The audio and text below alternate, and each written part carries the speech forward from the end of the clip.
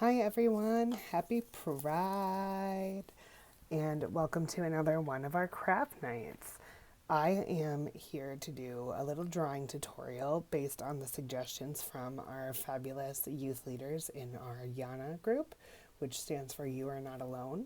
YANA is a group that meets every Monday except for on pause in Pride Month at 4 via Zoom for youth from the surrounding area ages 10 to 18 who are members of the LGBTQ community looking for support. We have a ton of fun. We do a lot of really fun stuff and really builds a strong little community. And we're excited to get back together in person and offer a hybrid approach, hopefully, after Pride Month wraps up. Going around the group and asking what they most like to draw, the common themes were animals and fashion and different outfits. Specifically, one that came up was raccoons. So I thought that Mitch, who uses he, him, his pronouns, and I'm one of the program coordinators, would do a little drawing tutorial of a little pride raccoon that you can make your own and do any way you would like to. So feel free to follow along and make a whole army if you'd like to. I always like to start with simple shapes to kind of figure out where my little creature or object is going to go. One of my favorite things about a raccoon specifically is that they're very rotund. So I started with a circle here for the head and then lightly drawing in with my pencil just a kind of jelly bean shape for the body. Off of that, I'm going to add another little round shape with a long oval sticking up because I'm going to add little feet.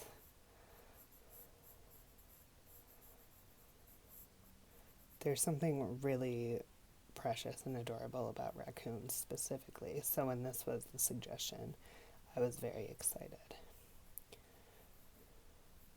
Up here, just kind of about halfway between the top of the leg and the bottom of what will be the face and the head, I have a little two parallel lines here. You can make kind of a chubby little rectangle without closing the ends to do a little arm.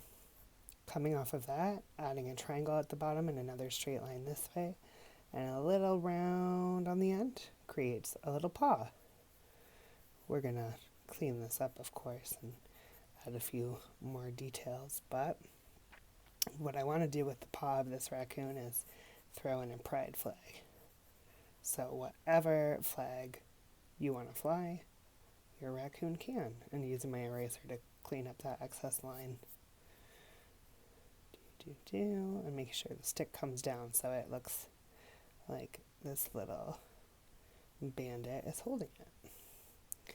The other arm would be kind of falling back here. So just drawing a little bit of a swoop on the outside to indicate that that's there. And then two down here, figuring out where the tail might start. Now you can do a whole kind of different things with the tail. Your tail can go this way if you like, and around up here. Your tail can be like tucked behind, and you can clean this up and have it coming up straight up in the back. I'm going to do, though, kind of like a little swoop around in the front. And for this, you just want it to be a little bit thicker at the end than it is at the start. And throwing in a little curve kind of reflects like the way it swings around. Some raccoons also have shorter tails that look a little bit more like this. We'd call that a bottle brush tail, and you can feel free to draw it that way as well, but I like the big chunky ones. So coming up on this little guy's face, we started with this circle. But to kind of show where the mouth is going to be, I'm going to lightly draw in another circle here. Their noses, and this is always my favorite part of any drawing, is the nose. They're a little round oval that just has a bit of a dip on the bottom. And they're really shiny little black noses. They don't have kind of a split mouth like a cat would. So you're not going to draw a line down from the nose, but what you're going to do is kind of draw a mouth like this that shows that there's a little teeny tiny snout there. You can add a chin right under there as well. And then up here for the nose, it's not a very long snout, so you're going to go kind of like a parenthesis to shape it up into the face. And this is going to help us place the eyes. You can do happy closed eyes, or you can do open eyes. I'm going to show you a winking raccoon, so you kind of get an idea of both.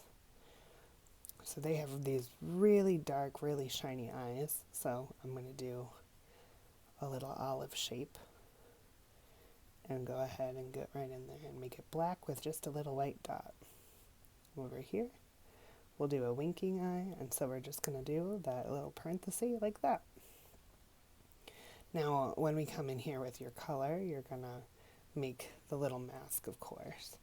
But before we do that, let's add our whiskers, because the face is kind of a little bit more of a football kind of shape.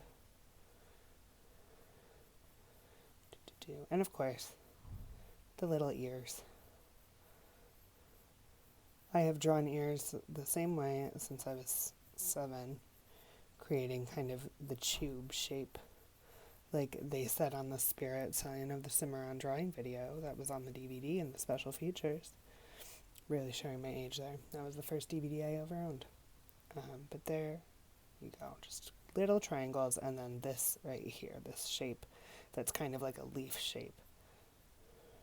And you can, tilt the ears back. You can hide the ears completely under a hat, because the next thing we're going to do is incorporate that fashion. I am a huge fan of Over the Garden Wall by Alex Hirsch. It's a cartoon series that I watch every fall, and there's a raccoon who wears an outfit in it. And I think the second episode that I'm going to take my inspiration by. So I'm just throwing on a brimmed little newsboy style cap here that's sitting on top of this little guy's ears, but just made up of some lumpy, fluffy cloud shapes. You don't have to do this. You can add like a flower if you want, like a flower crown. You could do a headband. You could put hair on your raccoon, anything you want to do. The other thing that the raccoon in Over the Garden Wall wears is overalls, which is really easy. You just draw a strap over the arm, and then it comes across the front. You can give the illusion of a little pocket by sketching in a rough little pocket shape, and then having this swing back this way. And then the pants would cut off right before the feet. You can make them cuffed if you want. It is your art, whatever you want to do. Coming to these feet, let's add a little bit more shape here. So, adding some toes. And then, of course, the toe beans, very important. Now, I'm doing this without a reference. I don't actually know what raccoon feet look like. It would have been pretty smart to look that up. But again, art is all different styles, so you can do this whatever way you feel looks best. And I am a huge fan of toe beans, so we're going with a toe bean look. So there's my little guy. To come in and add the mask, just show you where I'm going to put it. It's right here around the eyes, around the sides of his face, like that. They also usually have little dark feet and dark hands, and of course the stripes on the tail, but I am going to do some coloring. So we're going to just roughly sketch out on the tail where we want the stripes to be, with the tail ending in a stripe with some zigzags to just kind of show the motion of the fur, and then adding some fur here where the little arms and leggies and back stick out to make sure that this guy looks as fluffy as they are. So there's my pencil sketch. Now, you're going to want to use an actual inking pen if you want to ink your line art. I do not have one of them on hand right now, so some options. Going back to my drawing in school days, these black ballpoint pens have always worked fine for me. This is a writing pen as well that could work, and I think the ink is black. This is a more professional style ballpoint. I really like to use black gel ink pens, specifically ones that are waterproof, because they hold the lines really well. But for now, I'm just going to use what I have. That's one of the legacies in the LGBTQ community, is that we do what we can with what we have, and we end up creating some pretty awesome stuff. So you want your lines when you're inking to be pretty much the same thickness, unless you're trying to show a difference in texture or a difference in shade. So you'll see that when I'm doing fur, I like to do these small lines to show those fluffy textures instead of just a smooth line.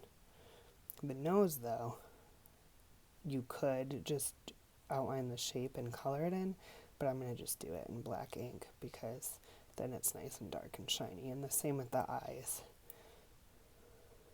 because then no matter what shading I want to do, I know this is going to be nice and distinguished as being the eyeballs. Then on the snout, a smoother line, underline that chin. Okay.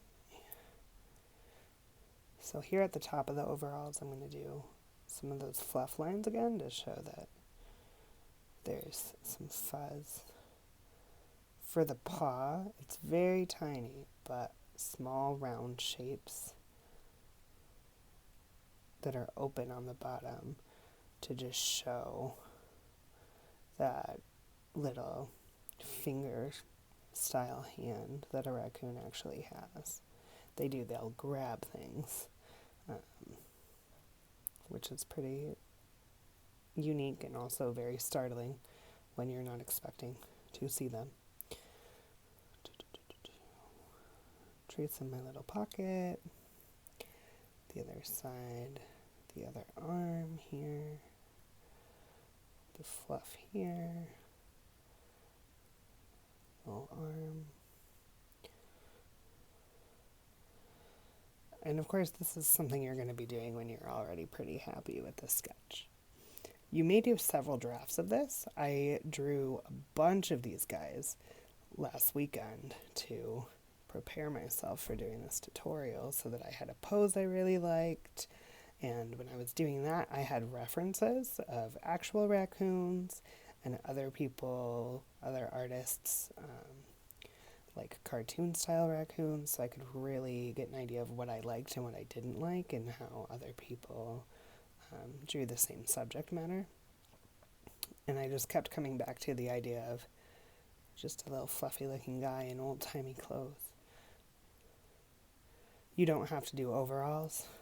You can put any outfit or non-outfit on your raccoon that you like. And again, you can create as many of these as you want to. Create a whole little raccoon gang if you want.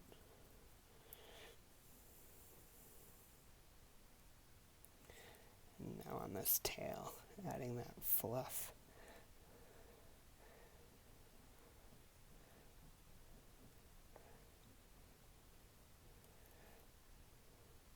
So when you're putting in the lines where the stripes are going to be, you just want to make sure that they're all going in the same direction, because the fur is all going to be growing in the same direction on a tail if you look at it. So that's why I did a zigzag to show kind of where I wanted them to be. But now that I'm inking, that's how I'm going to do it. So you can tell that there's movement all in the same direction to be the hair growth. Different pens have different needs of drying before you go in and erase your pencil lines. And you definitely want to make sure that your ink is good and dry, which is why I'm fanning it a little bit. You may also choose not to erase your pencil if you want to leave it there and just add color on top of it. That can be a really cool effect. But I'm just going to gently erase some of mine because I do want to add some colored pencil to this. I'm just going to leave a little bit where I did our little masks so I remember where I had it in my sketch.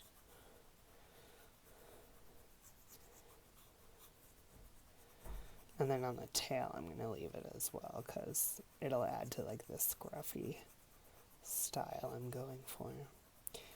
You'll notice I gave my guy a little flag here as well because, of course, it is Pride.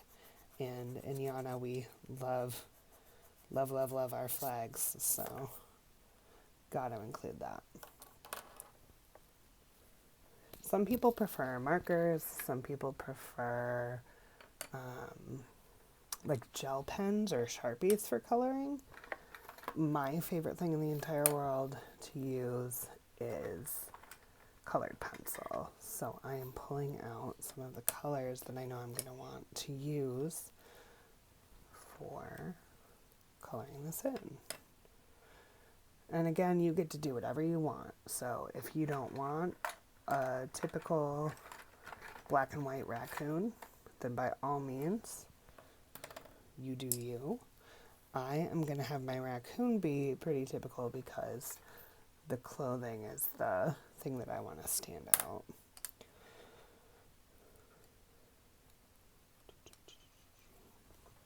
The other thing though is you can add different colors as you're shading to have a different effect in the end. So I'm actually going to start where I'm going to put the black with this brown very lightly, just because when fur grows, it's pretty normal for it to have some of these other colors. I've never gotten too up close and personal with a live raccoon, but if you look at pictures, you'll see that sometimes there's these brownish tones in their fur. In Japan, there's a creature called the tanuki, which is a raccoon dog, and it's its whole own thing, and they are usually brown and black instead of the gray and black that we tend to expect. Again, though, you can do whatever colors you want.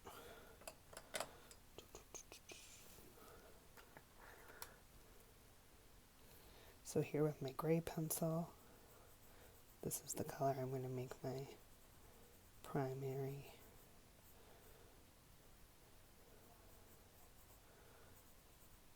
But along with it, you want to leave a little white because that shows contrast, and that's pretty typical. Anywhere where there's an overlap, like here, where the snout goes over the side of the face, that's going to naturally be a little bit darker. So you can press a little harder under this hat too. It's going to be a little darker along there. Or what you can also do is blend in another color.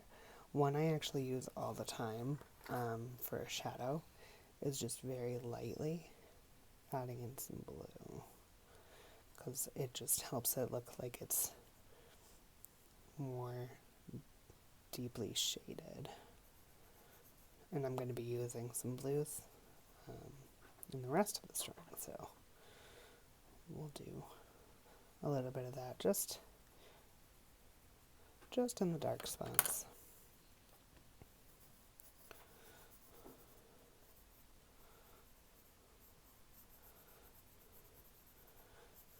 If you're layering colors like this and you're not really loving the different stripes, a neat trick is that a white colored pencil acts as a really awesome blender.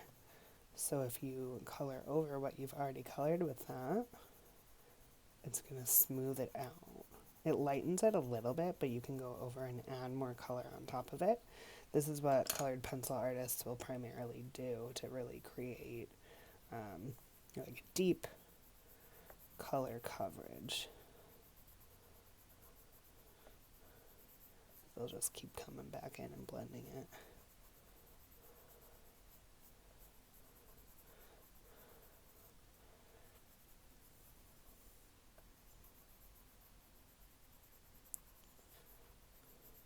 I'm not gonna do too much, but just going over the places where I am gonna be putting black with the gray as well to create that unity in the color, which is why you'll see that even though I have this sectioned off on the tail, I'm kind of going all the way up with this gray.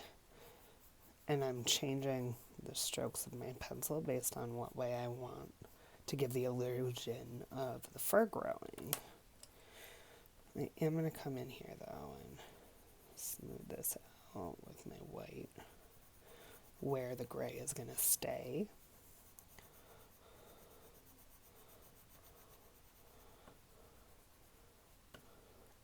And I might change my mind and blend this a little bit more. But first I'm going to start adding some black and see how I like it. So right here, start with the bandit mask. And you can see now why I chose to do the eyes and the nose with the ink, because then it's going to still be pretty dark. Little feet. The toe beans I did in the ink as well, so those show just very subtly.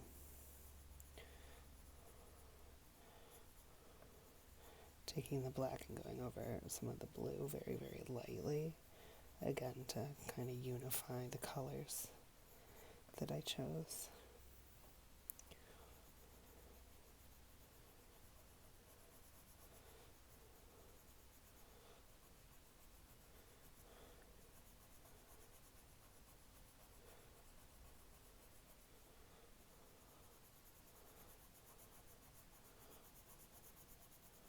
And I did the tail stripes backwards, which is why you should always double check, but that is okay because there are no mistakes in art, only happy accidents.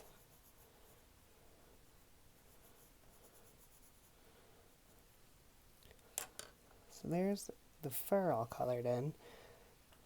Going with this outfit, I'm going to do a traditional denim outfit.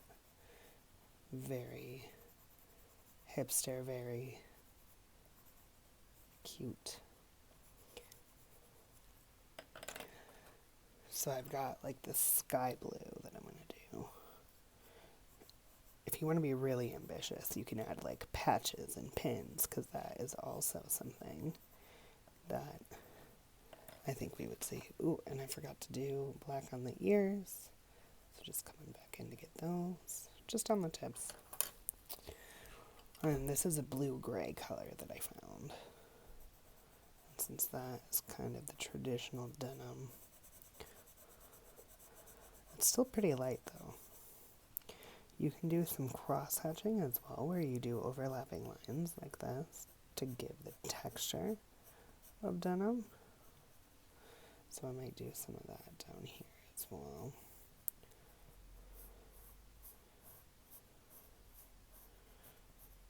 Particularly nice shading.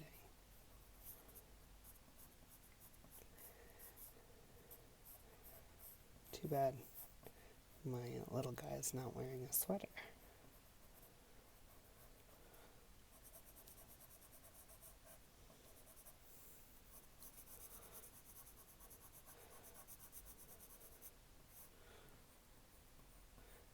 And again, if you really want to do the idea of the moving fabric, you would just want to think about what way the fabric might fall as you're cross-hatching it so that it's in the direction it would kind of fall in. I'm going to come in with some gray and just add some additional cross-hatches in the gray, because denim kind of has more of a gray tone than these blues are letting me give it. And this is pretty big cross-hatching. If I were being very technical, I would have probably A, drawn this bigger, and B, sharpened my pencils to a finer point. But that is okay. Here's where the pocket is, so I'm going to do some extra gray around that to kind of show it. and then you can blend it and your lines are still going to be there. Don't worry. It just helps them be a little less pronounced so that it looks more like you're looking at a piece of fabric instead of a drawing. And you can take as much or as little time on this as you want, no matter what. Whatever you create is going to be wonderful.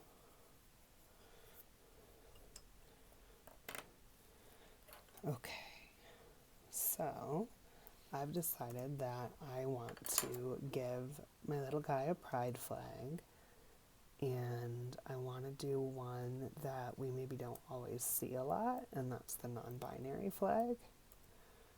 So I am just going to quickly pull up an image of it so that I can make sure that I don't do it upside down. Because sometimes when I am doing pride flags, I accidentally do them upside down. There's tons of different pride flags that you can look to for inspiration when you're doing art. Here we go. All right, so the non-binary pride flag starts with a stripe of yellow at the top, and then it's white, a stripe of lavender, very lightly with the purple because most of us don't have a lavender colored pencil lying around. And then there's white between the lavender and the yellow, by the way, and then black here at the bottom.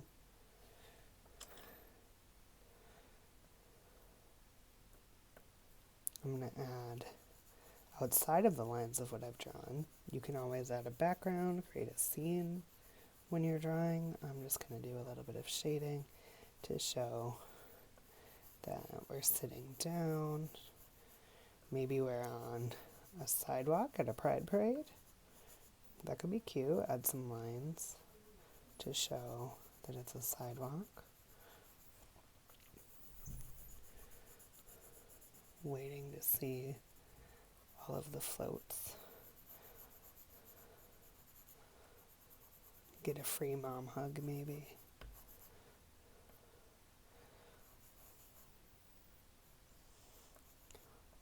Again, if I were not winging this, I would be thinking about where the horizon line is when I'm doing the sidewalk, but this is my world, so if I want the sidewalk to be maybe out of whack, it can be.